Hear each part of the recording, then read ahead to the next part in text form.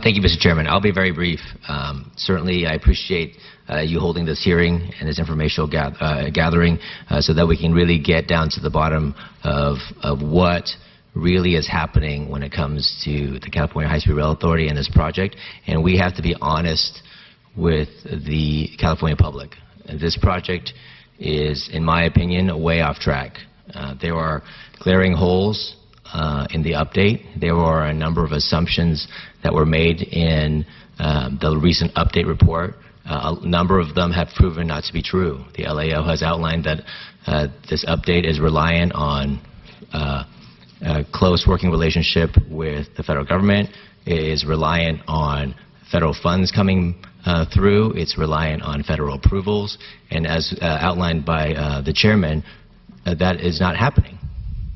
The federal funds now are no longer there, and the relationship between the federal government and the High-Speed Rail Authority is non-existent. And so we have to be honest. As the legislature, who is tasked with being stewards of the tax dollar, is this project viable? Can this project be done realistically and without more costs borne by the California public? And so I appreciate the chair holding this hearing, and I look forward to getting some answers. Thank you. Mr. Fong?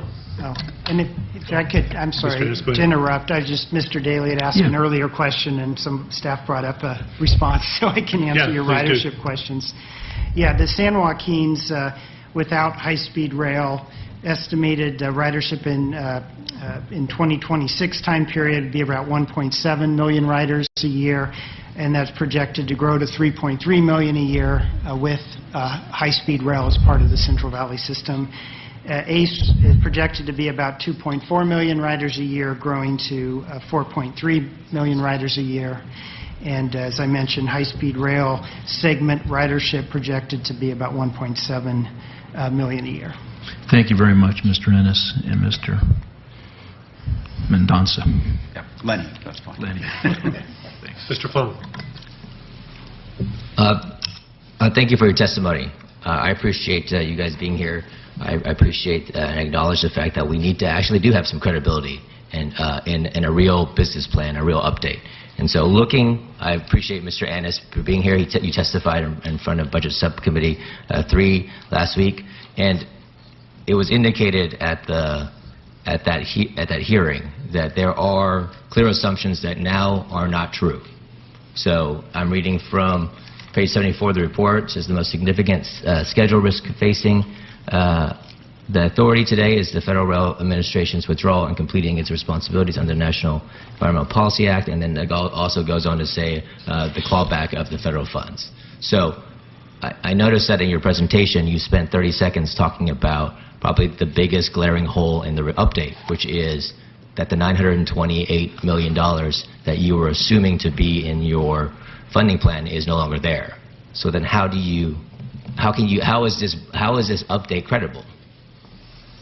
Well, first of all, the project update report clearly lays out the federal risk. That first federal letter was received in February of this year. So the project update report includes that clear discussion of that risk. On Thursday of last week, a letter was received from the federal government indicating they are proceeding to deobligate those funds. Again, as was mentioned by the chair, this morning, California filed a lawsuit to have a court reverse that action. But you can't guarantee that's going to happen. No, it cannot. No one can. Correct. Right, and on top of that, there is no relationship or working together right now between the Federal Rail Authority and the High-Speed Rail Authority. And I'm not going to prejudge why that has occurred, but it doesn't exist, correct? That is no doubt a challenge to the project. Federal government has disengaged in several ways. The funding issue that you raise, but additionally some of the participation in environmental documents is additionally a risk. The segment under construction now, the 119 miles in the Central Valley, that does have cleared environmental. But for the extensions, that's clearly an area where we need the federal participation through the... So you and I are saying the exact same thing. I live in Bakersfield. I'm probably the only member here that represents the Central Valley. I see the impact of this project in my community. I drive past it every single week. So how is this report credible, now that we've both agreed that the glaring holes exist? Well, again, sir, I believe this report is fully credible because we're transparently citing all these risks and citing what we're working on to mitigate. We can repeat the risks. The risks are real, right? You indicate in this report that you have $20.4 billion to finish a segment that costs $20.4 billion. Now the federal government has said that they're going to try to take back, or are taking back, $928 million. So you have a hole at a minimum, without any cost overruns, of $928 million. So how do you make up that difference? Well, the federal government does harm in trying to pull back the funding that's been granted to the state of California. So that $929 million is harmful to this project. There's no doubt about that. That particular federal money, because of the agreement with the federal government, is part of this tapered match. So at this point in time, the money being spent on Central Valley construction is all state money. So we continue on construction of the 119 miles with the state money. So there's no federal money that goes into the Central Valley project? There has been... The reason why you chose the Central Valley is because of the federal authority. Correct. And the stimulus project. I worked in Congress at that time. I was there. The ARA funds have been fully reimbursed for the Central Valley work.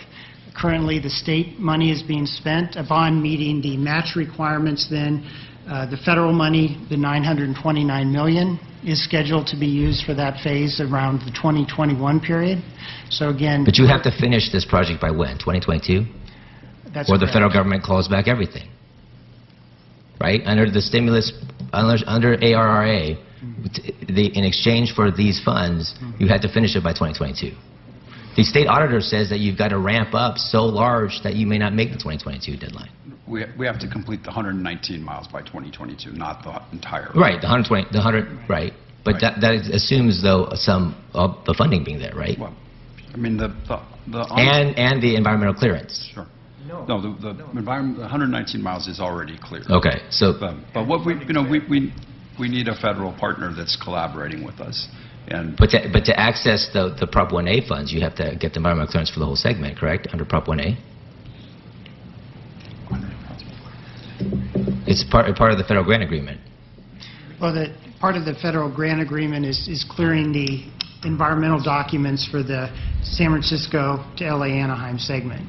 Part of that is a commitment of the federal government to clear the NEPA when those documents are supplied to the federal government. So we will continue the environmental process, and we'll continue to submit those documents to the feds. It would be their responsibility to comply with the grant agreement by doing their work on those environmental documents.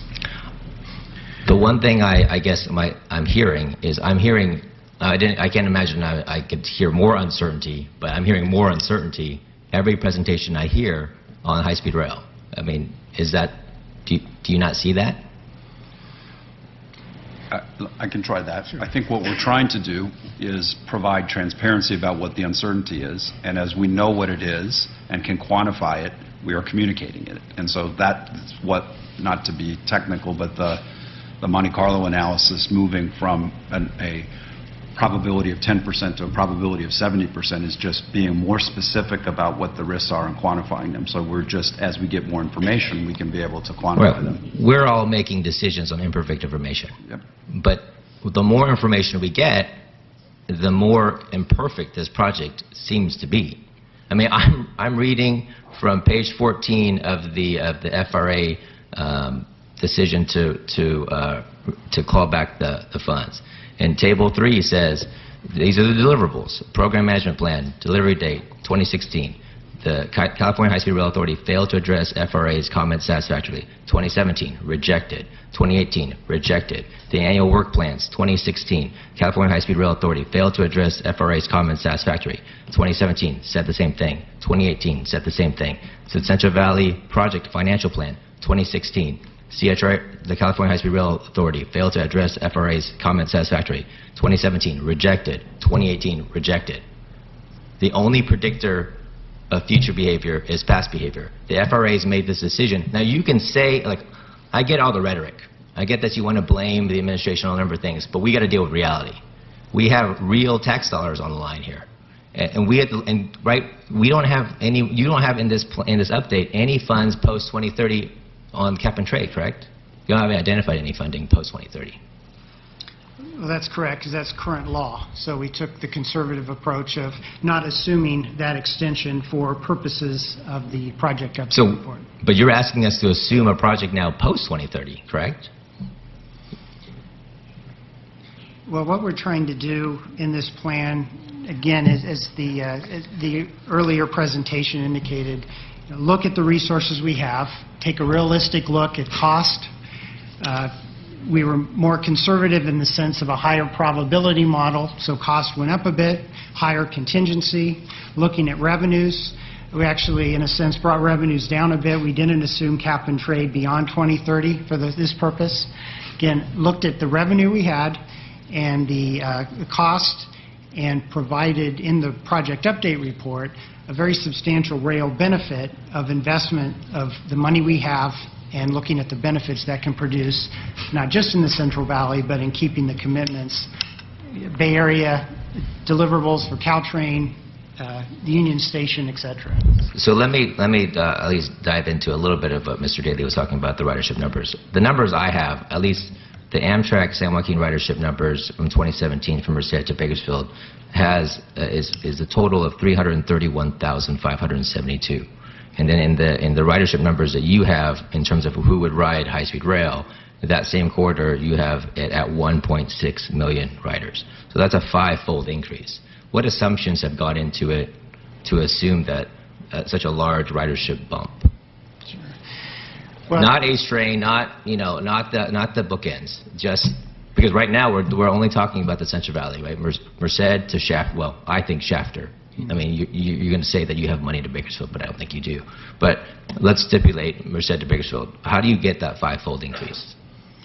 Well, what was modeled was the high-speed rail service running trains about every hour and connecting to San Joaquin's and Ace and Merced, and looking at the entire system of those services that are integrated together, and that's how the ridership numbers were calculated. And you think a 5-fold increase is realistic? Well, it's a substantial increase in the service. So yes, these modeling numbers were based on the analysis used for the state rail plan. So we stand beside these estimates.